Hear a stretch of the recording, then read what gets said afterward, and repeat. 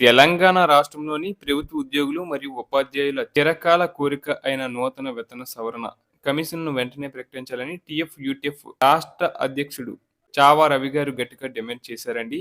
హన్మకొండ జిల్లా కేంద్రంలోని యూనియన్ కార్యాలయంలో జరిగిన ఉపాధ్యాయుల విస్తృత స్థాయి సమావేశంలో ఆయన ముఖ్య అతిథిగా పాల్గొని ప్రసంగించారు. ఈ సందర్భంగా రాష్ట్రంలో నెలకొన్న ఉద్యోగ, ఉపాధ్యాయ సమస్యలపై ఆయన సుదీర్ఘంగా చర్చించారు. కాంగ్రెస్ ప్రభుత్వం ఎన్నికల సమయంలో తన మేనిఫెస్టోలో ఇచ్చిన హామీలను ఆయన ఈ సందర్భంగా గుర్తు చేశారు. అధికారంలోకి వచ్చిన 6 నెలల్లోపు పెండింగ్‌లో ఉన్న అన్ని డీఏలను క్లియర్ చేస్తామని, అలాగే కొత్త పీఆర్సీని అమలు చేస్తామని హామీ ఇచ్చి ఇప్పుడు ఆ ఊసే ఎత్తకపోవడం పట్ల ఆయన తీవ్ర అసహనం వ్యక్తం చేశారు. ప్రస్తుత ఆర్థిక పరిస్థితులు, పెరుగుతున్న ధరల దృష్ట్యా ఉద్యోగులకు వేతన సవరణ అనేది అత్యంత ఆవశ్యకమని ఆయన పేర్కొన్నారు.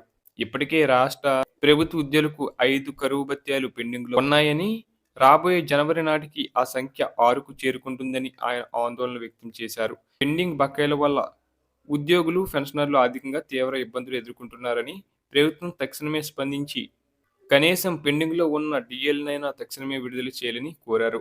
ప్రభుత్వ మొండి వైఖరి వల్ల ఉద్యోగ వర్గాల్లో తీవ్ర అసంతృప్తి నెలకొందని, ఇది పాలనపై ప్రభావం చూపే అవకాశం ఉందని ఆయన హెచ్చరించారు.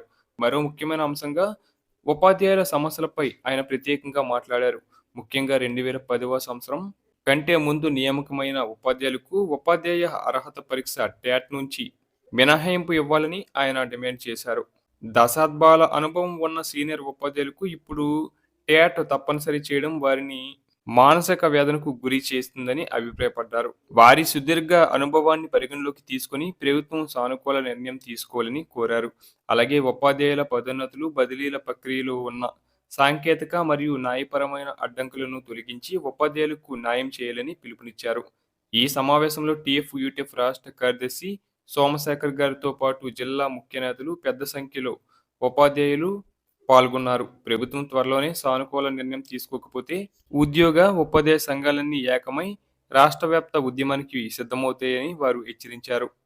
ముఖ్యమంత్రి గారు స్వయంగా ఈ విషయంలో జోక్యం చేసుకొని ఉద్యోగుల ఆశలను వమ్ము చేయకుండా నూతన వేతన సవరణపై స్పష్టమైన ప్రకటన చేయాలని కోరుచున్నారు.